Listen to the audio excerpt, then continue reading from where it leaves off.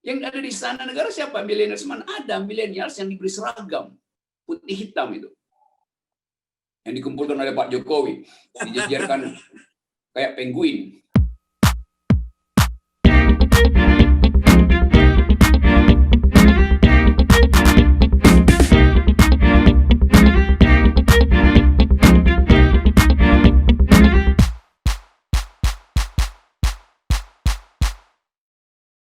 Sama Mas Gamal ya. Dan juga di sini kita harapkan juga salah satu sudut pandang yang ingin kita dapatkan juga dari Om Rocky, ini melihat sekarang generasi milenials kita ini tadi sudah disinggung juga oleh Pak Said Didu ya, terkesan sekedar dimanfaatkan sebagai objek gitu ya, objek untuk kepentingan politik, tapi tidak menjadi sebuah agen perubahan gitu. Nah, bagaimana Om Rocky melihatnya? Silakan Om Rocky. Mau saya tambahin bahan bakarnya? Oh, boleh. Bebaskan Om Rocky. Nanti siapa yang padamin nanti?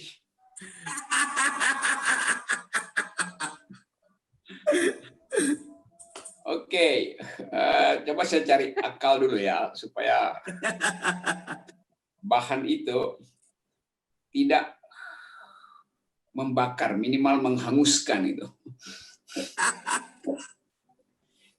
Pak Said Didu tadi memberi semacam sugesti bahwa sesuatu hanya bisa dihasilkan oleh kompetensi itu, dan apapun yang ditambahkan itu hanyalah bonus bagi si kompetensi ini. Jadi itu poin yang sangat fundamental tuh. Ukuran dasarnya kompetens. Lalu Dr. Gamal menambahkan satu dimensi yang tadi saya perhatikan dengan mengobarkan semangat.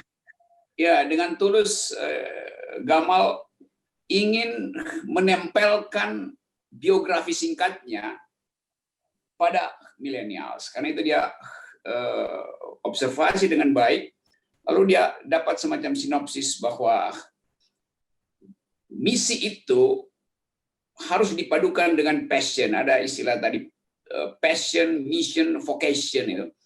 Lalu terakhir profession itu. Kita nggak usah hafal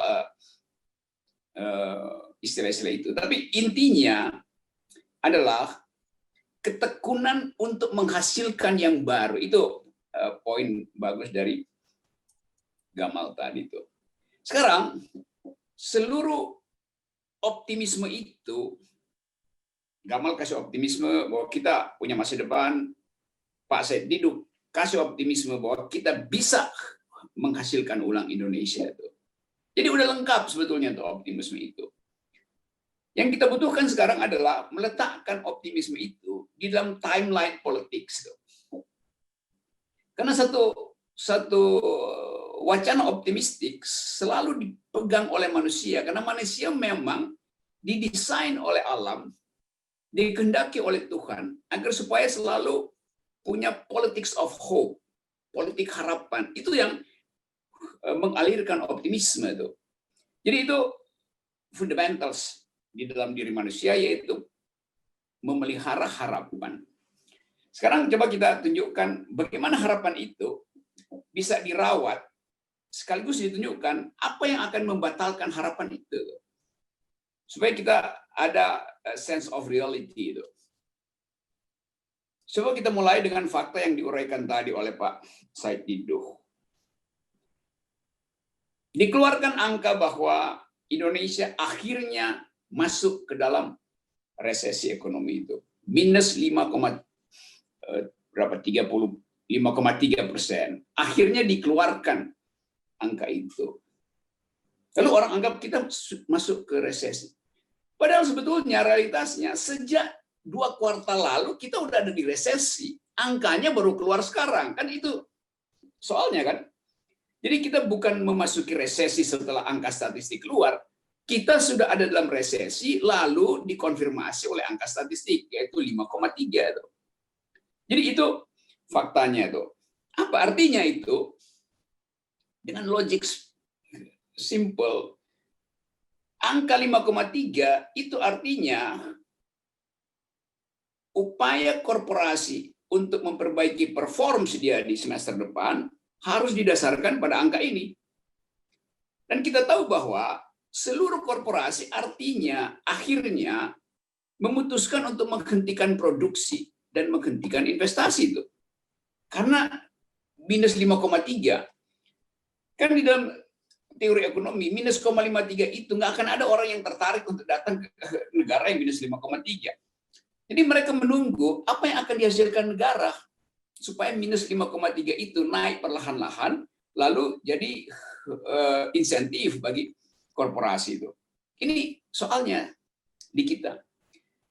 Nah kemudian tanpa menyebutkan apa yang tidak dilakukan, pemerintah langsung bikin perbandingan. Iya, minus 5,3 itu masih lebih baik dari minus 9 di Malaysia, minus 11 di Perancis. Jadi kita lihat cara berpikir pemerintah. Dia membandingkan keburukan dengan keburukan. Dengan kata lain, generasi muda punya optimisme untuk melampaui handicap political economy hari ini. Pemerintah justru memberi semacam fakta baru bahwa dia tidak punya peralatan untuk menyeberangkan optimisme generasi muda. Jadi ada lag di situ. Kalau seluruh energi yang kita bicarakan tadi ditagihkan pada pemerintah, pemerintah bilang dia nggak tahu mau bikin apa. Karena bahkan angka itu dia hanya mampu bandingkan buat untung kita masih 5,3, ada yang minus 9, ada yang minus 11, ada yang minus 21. Jadi coba kita lihat cara berpikir pemerintah. Jadi tidak comply dengan energi generasi muda. Nah dalam keadaan itu generasi muda juga melihat yang ngapain mengupayakan Indonesia yang lebih maju kalau pemerintah sendiri hanya mampu membandingkan keburukannya dengan keburukan negara lainnya. Itu yang menerangkan tadi mengapa Pak Said Didu terpaksa mesti mengatakan bahwa itu orang udah nggak mau sekolah. Kan lain kalau pemerintah kasih semacam pikiran baru bahwa Indonesia masih bisa tumbuh. Dengan cara apa? Dengan minta Dr. Gamal menerangkan itu di forum istana. Dari depan tangga istana, Gamal memberitahu itu. Supaya dapat optimisme itu. Jadi pertanyaannya, mengapa Gamal ada di Sumatera Barat? Kenapa dia tidak ada di Istana Negara tuh hari ini? Karena dianggap Gamal itu adalah penentang kekuasaan.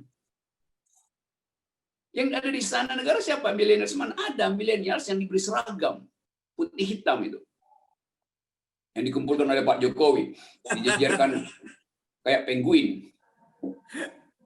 Tapi justru penguin-penguin ini yang nggak bicara. Kan ajaib kan? Milenials kok tutup mulut. Milenials melihat cerewet. Kenapa? Karena beban yang ditanamkan pemerintah sekarang itu adalah akan memberati mereka tuh. Minus 5,3 artinya produksi berhenti, investasi berhenti. Apa artinya bagi negara? Ya nggak ada yang bisa dipajaki. Korporasi nggak produksi mau dipajakin apa? Karena nggak ada yang bisa dipajaki, maka negara mesti cari akal. Apa akalnya? Satu-satunya adalah perbanyak utang luar negeri lagi. Itu beban lagi bagi milenials kan? Itu konsekuensinya. Sekarang kalau utang itu kemudian terhalang oleh aturan negara, bahwa udah sampai limitnya, apa yang mau dilakukan? Ya cetak uang. Dengan apa cara apa? Bebankan. Negara keluarin surat utang, terus disuruh beli sama BI itu. BI mau lakukan apa di dalam rasionalitas moneter? Caranya adalah cetak uang. Sekarang kita lihat, setelah pandemi dengan sendirinya secara alami akan berkurang, mungkin semester depan, bulan Maret misalnya, ketika negara-negara lain mulai menanjak take off, Indonesia terlunta-lunta di lapangan karena kelebihan lemak korupsi, lemak inflasi, lemak putus asa. Jadi dengan mudah kita katakan bahwa seluruh optimisme yang kita bayangkan adalah milik generasi muda dibatalkan oleh kedunguan pemerintah.